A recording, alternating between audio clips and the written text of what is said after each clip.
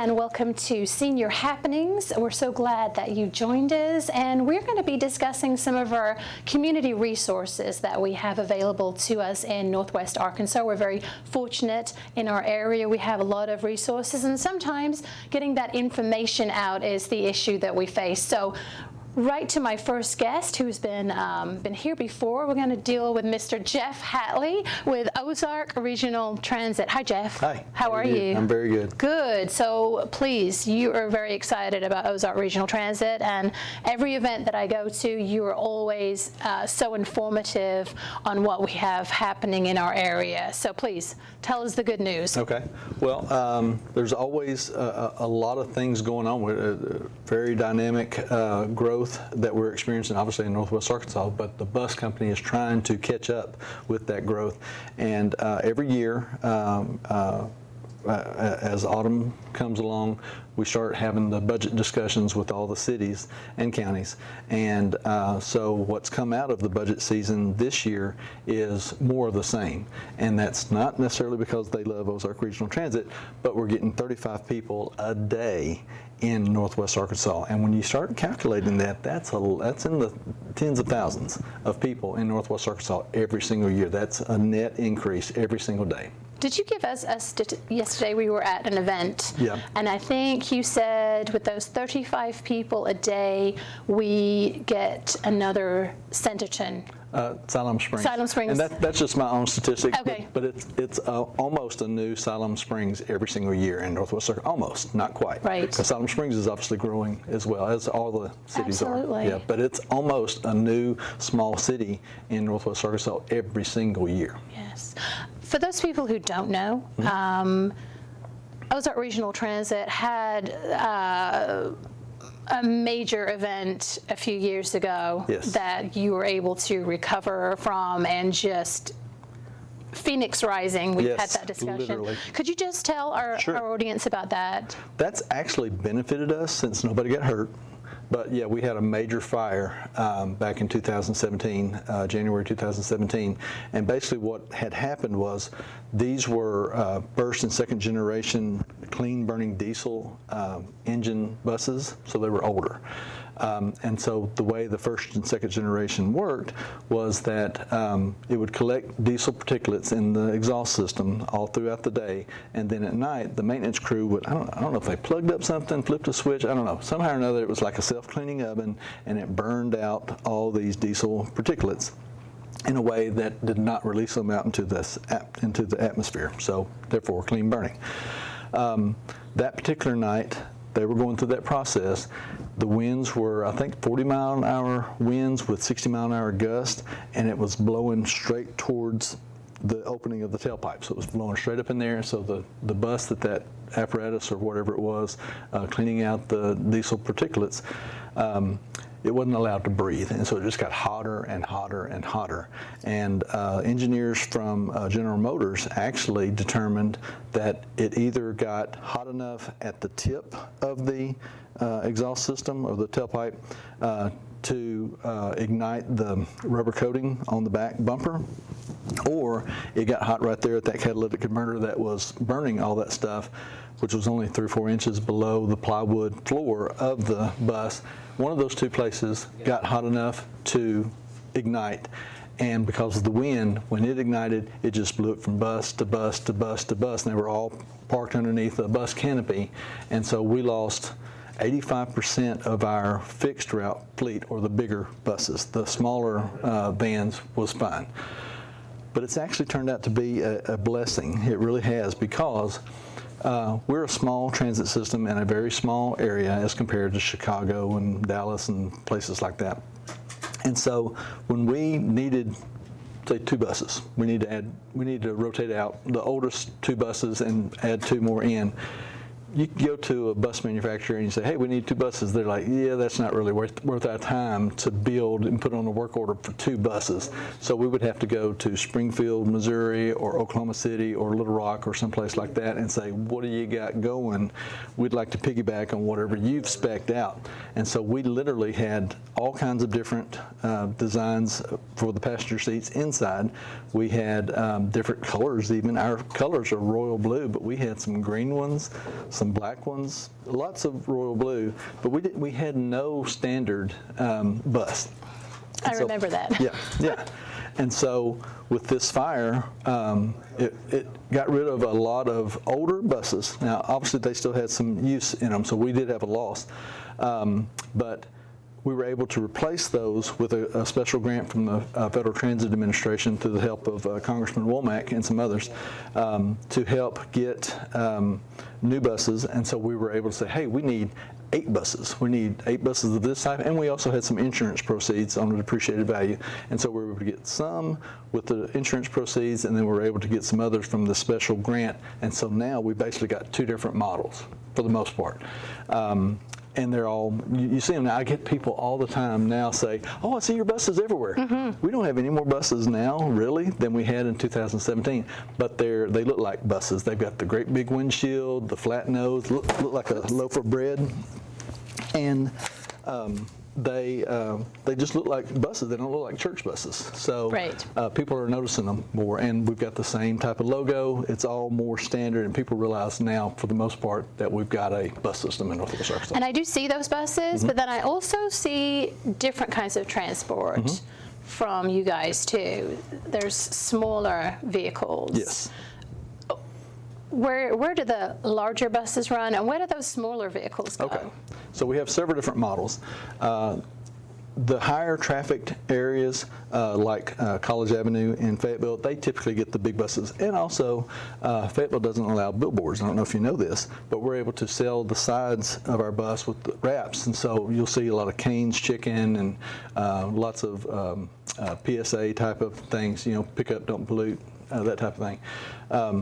Because that's a billboard that they can use in Fayetteville, and it's also a high traffic area. So we use those mostly up there. There's also the 490 that connects Benton County and Washington County along I-49. That sometimes those are bigger buses. The smaller buses you're seeing, we have really benefited from this new concept called on-demand transit.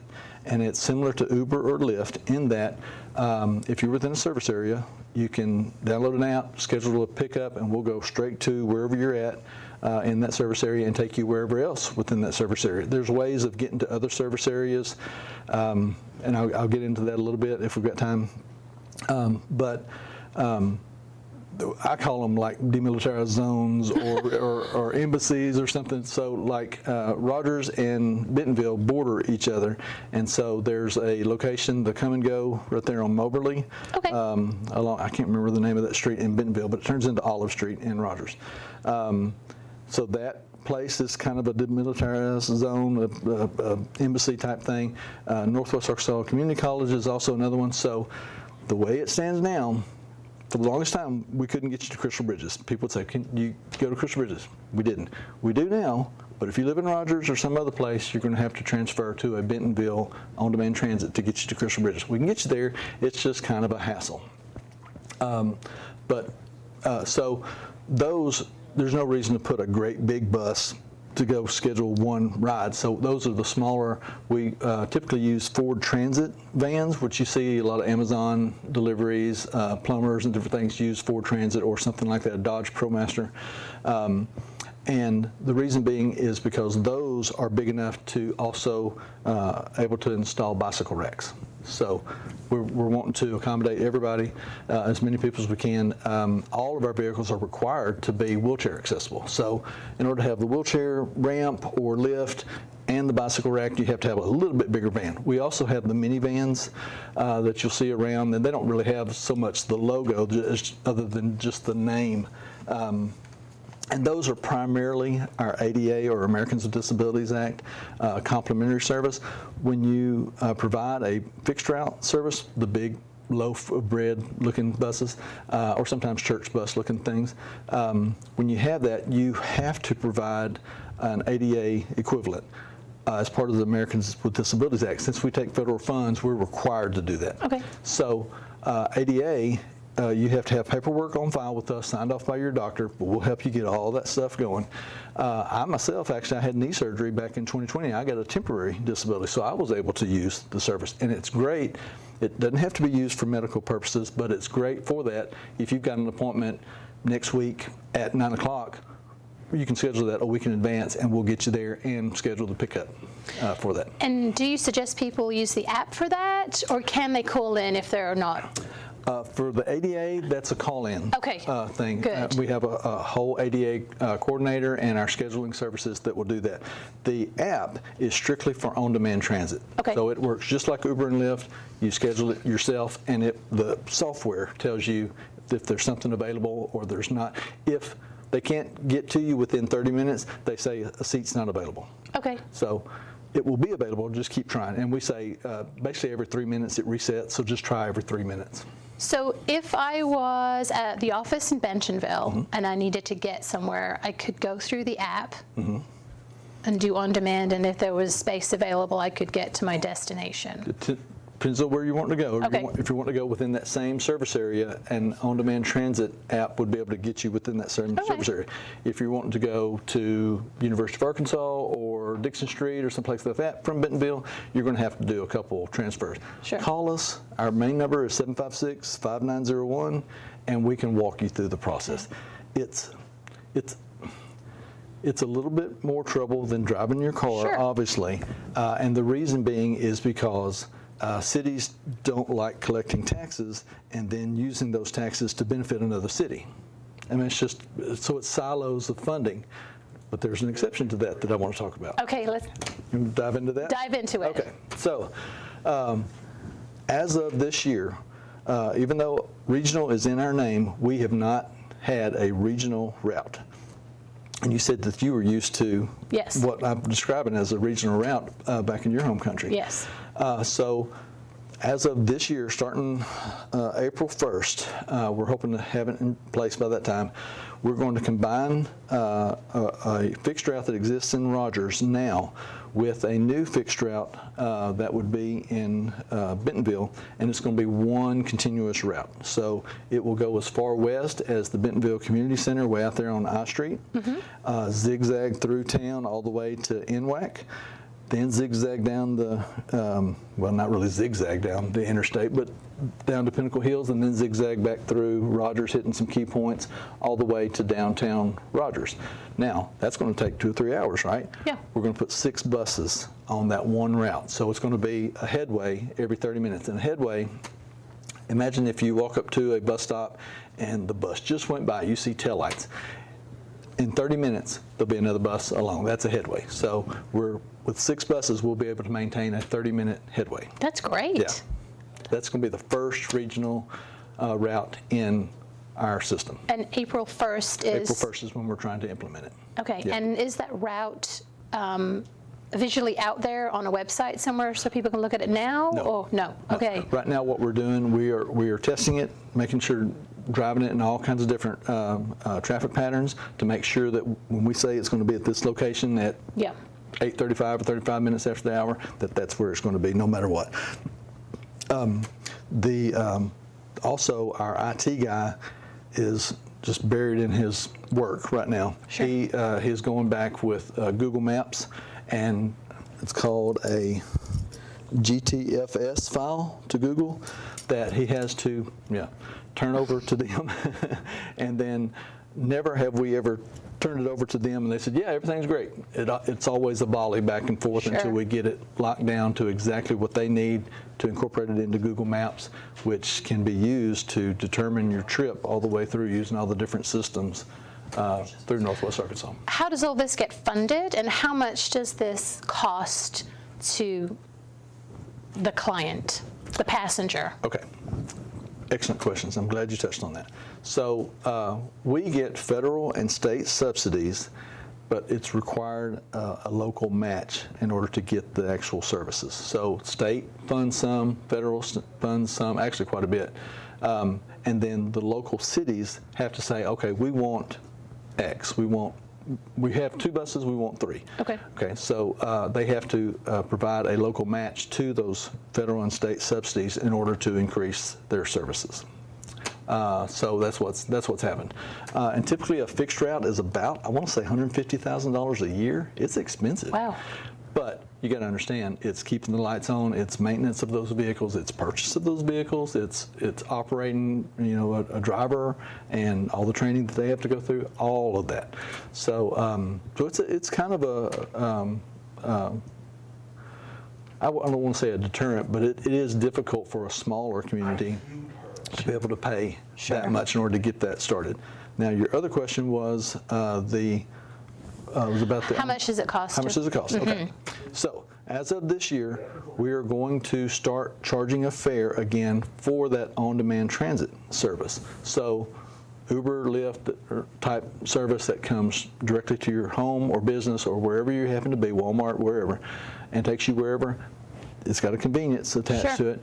It's only going to be $1.25 per trip. Oh, wow. Yeah. So you get on that, $1.25 to go wherever else within that service area. Now, if you have to transfer over, you want to go to Crystal Bridges, you're in downtown Rogers, you're going to have to schedule another ride.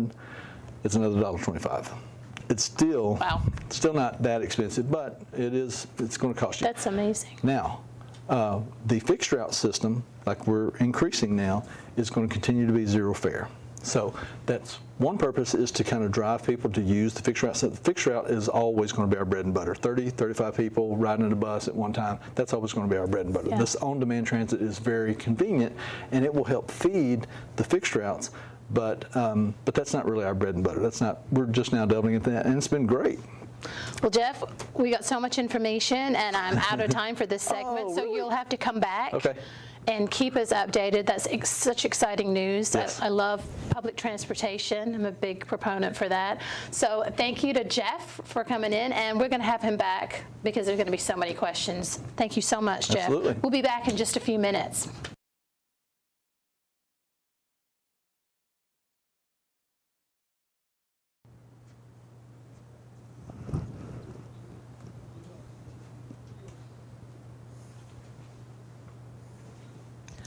Welcome back, and here we are with Senior Happenings, and my next guest is Amanda Hawn with Brightstar Care. Thanks for being here, Amanda. Thanks for having me. So, Brightstar Care, give us the rundown. What does Brightstar Care do? Sure. So, a lot of people don't understand the difference between home health and home care, and it gets very confusing when you're not dealing with it every day. So just real briefly, in a nutshell, home health is something that people get ordered by their physician. Typically happens after they've had surgery, rehab for something like that. Home health is going to provide physical therapy, occupational therapy, wound care, skilled nursing services in your home. And again, that's ordered by a physician, and that's covered by insurance. Non-medical in-home care, which is what Brightstar Care is, we kind of fill all the gaps with that. So we have a wide range of services that we can provide for an individual, everything from transportation to housekeeping, laundry, meal preparation, taking them on errands. Your previous guest, Jeff, talked about being able to get transportation to and from medical appointments. However, lots of times with an outpatient treatment, most of the time they do require the driver to stay. So that's something that we can do as well. Just we could come pick that person up, get them to their outpatient treatment appointment, and then back home and get them settled back in safely. Sometimes people don't have family around, or if they do have family, they certainly can't take half a day off to do that.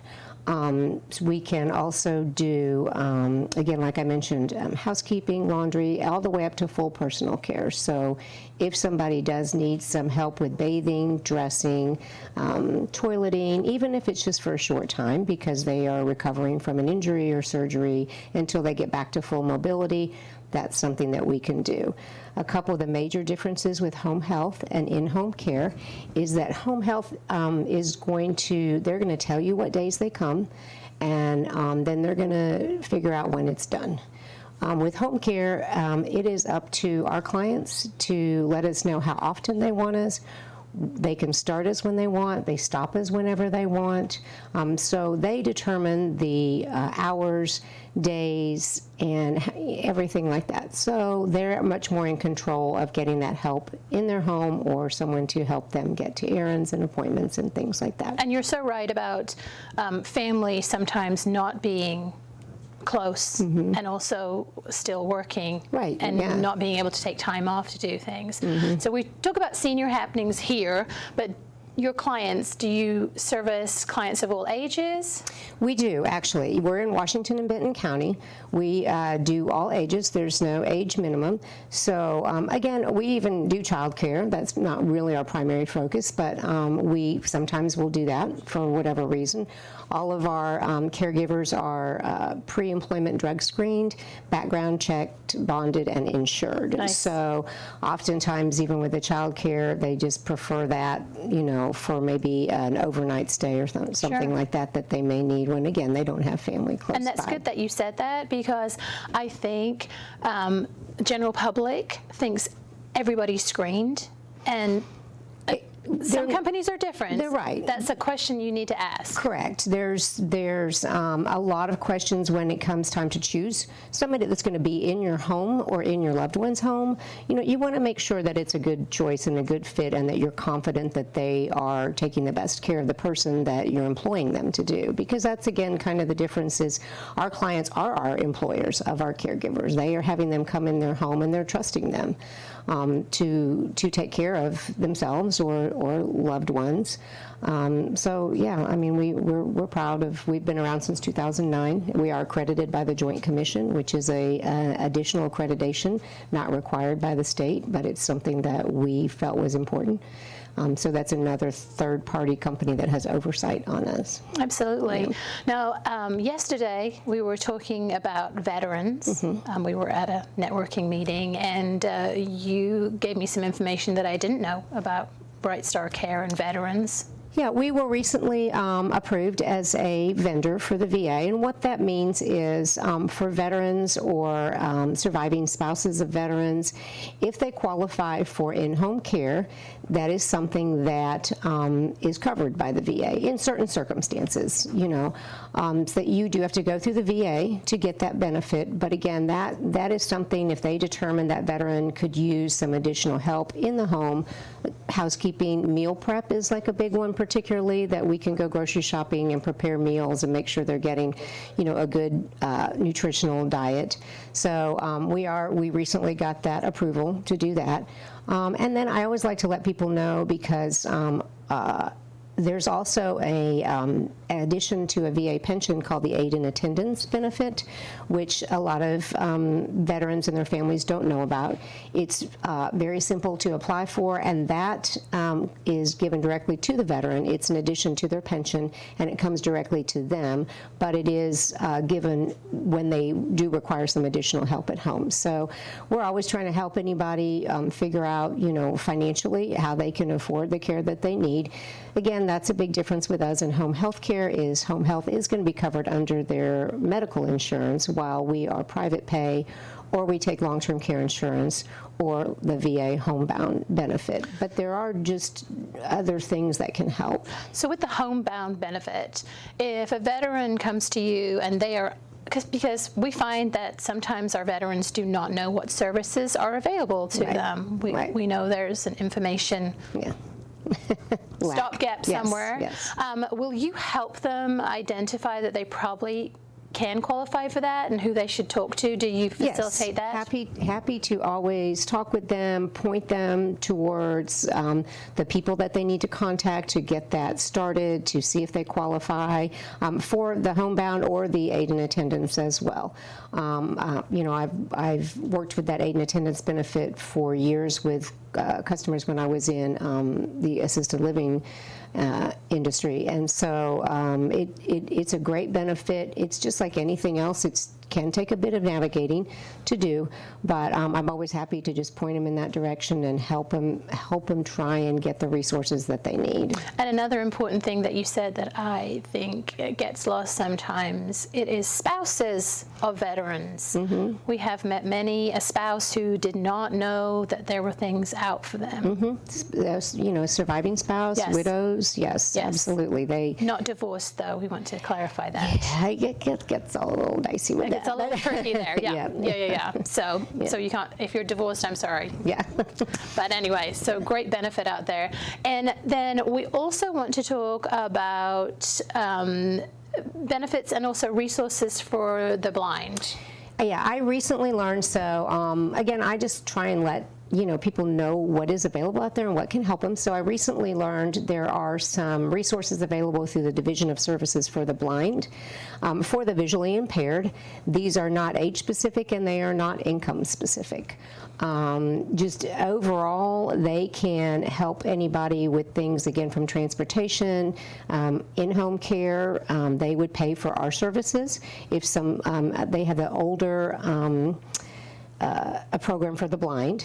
It's called the OIB, Older Individuals with Blindness, and they can help get our services for them that are paid for through the Division of Services for the Blind. Transportation, they will help. They take people to Little Rock and help them with mobility training if they would be recently visually impaired, so they need to learn how to navigate that new challenge.